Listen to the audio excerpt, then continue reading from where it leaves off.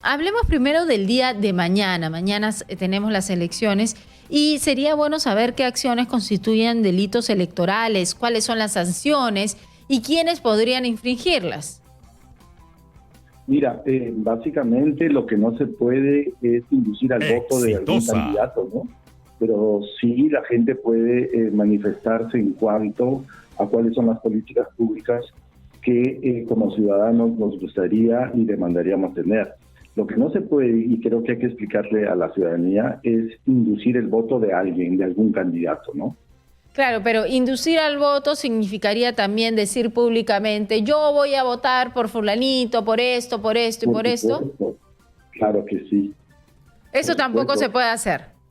Mucho menos, ¿no? Sin inducir, no, pues mucho menos tomar una posición, una decisión. ¿Por qué? Porque es una regla de ciudadanía que el derecho a votar, como tú lo decías hace unos minutos, y la libertad de nuestro voto, y a nivel de, y por eso es que el voto es secreto, porque es justamente esa pluralidad y esa libertad que tenemos para decidir por quién vamos a tomar una elección el día de mañana. Creo que lo más importante, como muchos colegas tuyos, Giovanna, lo han dicho, es sí decir, los demócratas, decir a todo el mundo que es bueno ir a votar, a tomar una opción por el país que queremos. Y como decías hace unos minutos, porque tenemos hijos y porque queremos un país mejor para ellos también. Yo veía ayer un post en una de las redes sociales de una persona que decía haber hecho eso. No sabemos si es real o no es real, pero decía que en su empresa le había dicho a sus trabajadores que si votaban por un candidato en especial o candidata, si votaban por esa persona, él les iba a dar un bono a fin de mes y les iba a subir un porcentaje en su sueldo. ¿Esto se puede hacer? ¿Esto es normal?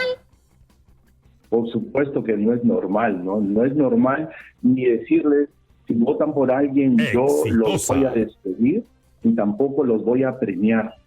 Muy buena tu pregunta, porque nos ayuda a pensar y a dialogar a esta hora de la mañana en los principios y los derechos básicos de lo que es una democracia, ¿no? La democracia es justamente el poder del ciudadano a nivel individual de tomar conciencia y decisión de cuál es el rumbo que él quiere y decide por el país. Y eso nadie lo puede ni coartar ni inducir. Ya, pero ¿este empresario o empresaria estaría cometiendo un delito o es una falta? Es una falta desde mi punto de vista, sí, porque está en el ámbito privado, supongo, de la empresa. No conozco más detalles, pero yo creo que en los medios de comunicación como Exitosa tenemos que dejar claro que no son, por lo menos no son buenas prácticas de la democracia, ¿no? Bien. Creo que debemos tener en ese sentido a nivel institucional neutralidad, ¿no? Y dejar a cada ciudadano que tome su decisión. Bien, entonces sí podemos hablar de lo que necesitamos en el país y de lo que enfrentamos en el país y de lo que enfrenta el próximo gobierno. Para ti, ¿cuáles son las principales? Y ahora justamente le preguntábamos a nuestros oyentes qué mensaje le daría al próximo presidente, y claro, muchos de las respuestas era con respecto a uno o al otro. Bueno, si sale Keiko Fujimori, yo le pediría esto; si sale Pedro Castillo, yo le pediría esto. ¿Qué podemos enfrentar los peruanos en estas condiciones? Muchas gracias. Yo hace muchos años justo abro mis cursos de gestión pública con esta pregunta, ¿no? ¿Por qué es difícil o por qué falla la implementación de políticas públicas en el Perú y en América Latina? ¿Cuáles son los elementos básicos? Y eso va mucho más allá de dos candidatos o incluso de un ciclo político como el del Bicentenario. Hay varios elementos que marcan el derrotero político, y yo quiero poner acá, si me permite, Giovanna, un elemento adicional, el de gestión. Hay que decirle a la ciudadanía que las elecciones no son subastas. Es decir, yo voy a dar 100, entonces yo doy 150, entonces yo prometo 200.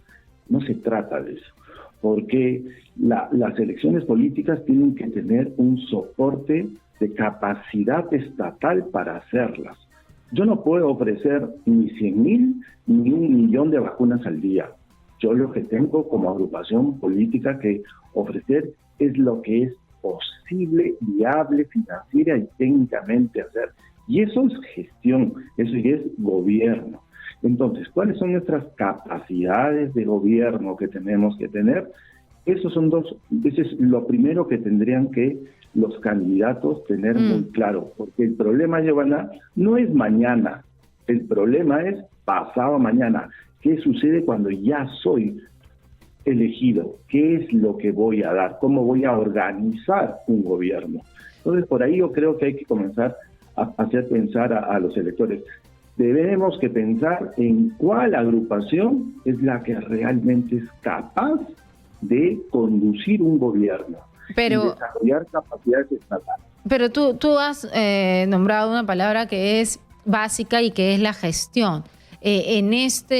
Justamente en esta campaña, como en todas las campañas, ¿no? Pero bueno, siempre nos pasa lo mismo, que escuchamos mucha propuesta y mucho ofrecimiento con respecto a dinero, con respecto a presupuestos, ¿no? Para diversos sectores. Pero no escuchamos cómo mejorar justamente la gestión en estos sectores que con el presupuesto que tienen igual devuelven dinero, igual no lo gastan, igual nos hablan que tienen muchas trabas para poder gastar y gestionar, pero nadie nos dice entonces ellos que quieren ser gobierno, cómo van a eliminar esas trabas, cómo van a hacer que los gobiernos regionales puedan gastar bien su dinero. Al menos no hemos tenido mucha conversación, mucho diálogo y mucho debate con respecto a eso, más allá de cuánto van a gastar o cuánto van a entregar, ¿no? Exactamente, porque las elecciones no las debemos, y quiero poner este punto en agenda, ¿no? Las elecciones no son una sumatoria o un cúmulo de promesas, ¿ok? Tú lo has dicho bien, es propuesta. Y creo que después de la propuesta tiene que venir el cómo. Como acabas de señalar, el cómo se va a hacer. Porque efectivamente yo creo que cae mal ya estamos cansados. Realmente, no solo los analistas o expertos, sino en general la población, de que le puedan ofrecer como mercado tantas cosas que los que conocemos ya más el detalle de la gestión, de la capacidad de gobernar, vemos que es muy inviable varias de las propuestas. Y tú ponías un punto adicional, y si son financieramente posibles, ¿no? Y eso tiene que ver con la capacidad de la reactivación económica en la que vamos a tener que empeñarnos todos. Porque aquí también hay un elemento central, todos, ¿no? Claro. Y todos son academia, medios de prensa, y no nos olvidemos de alguien, perdón, Giovanna, no solamente gobierna la agrupación que entra, realmente gobierna haciendo suma con el 500.000 de profesionales y tecnócratas que trabajan y seguirán trabajando para el Estado. ¿Cómo pueden confluir estos dos intereses? La burocracia profesional, que sigue y seguirá trabajando, con la nueva agrupación política que toma las riendas y la dirección. Eso se habla poco y debiéramos hablar un poco más. ¿Y cómo solucionar eso? ¿O cómo hacerlo más viable? Muy bien, esa es una pregunta muy interesante porque ya venimos casi 30 años ¿no? de ese déficit. Y ese déficit parte de un modelo de llamémosle así, de burocracia pública poco meritocrática y poco profesional, basada en la confianza. En las clases de la universidad dejo muy claro mi hipótesis central. Uno de los elementos matrices del pésimo desempeño que tiene el Estado peruano es su elevado nivel de confianza en los puestos públicos a todo nivel, a nivel nacional, subnacional y local. Quien entra, sea un alcalde, un gobernador, un presidente, los ministros, tienen la potestad de movilizar demasiado recurso humano en base a la confianza.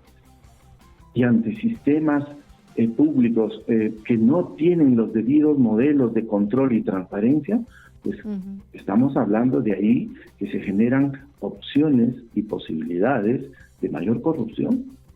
¿Okay? Cuando nosotros vemos los países que son más institucionales, más serios, una pregunta básica a donde nos gustaría vivir o nos gustaría que fueran nuestros países, No voy a mencionar ninguno de ellos, pero cada uno de nosotros, creo, tenemos países donde nos gustaría vivir.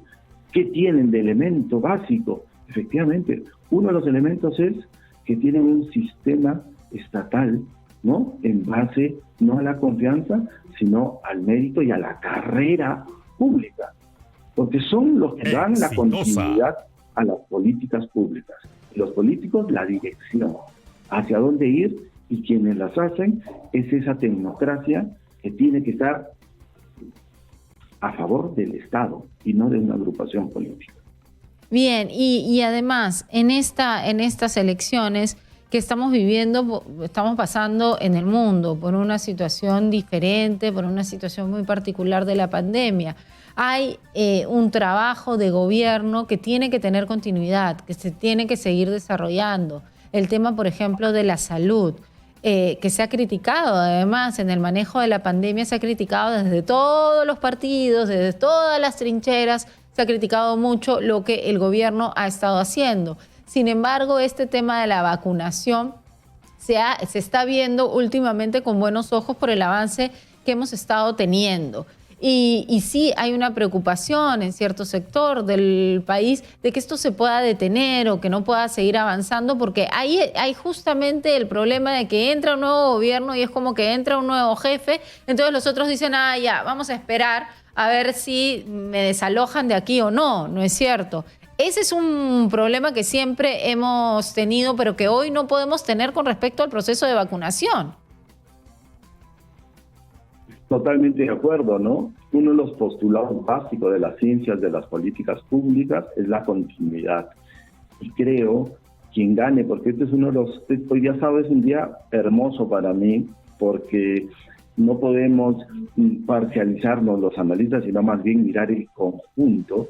Y desde esa mirada, desde conjunto, un elemento central es cualquiera de los dos que gane, tiene el deber y el compromiso de darle continuidad a las políticas no sanitarias contra la pandemia y pro la vacunación en este tiempo. Tiene el deber, porque no se puede parar. Es un derecho de nosotros los ciudadanos de que el Plan Nacional de Vacunas continúe, mejore y se acelere. No pare.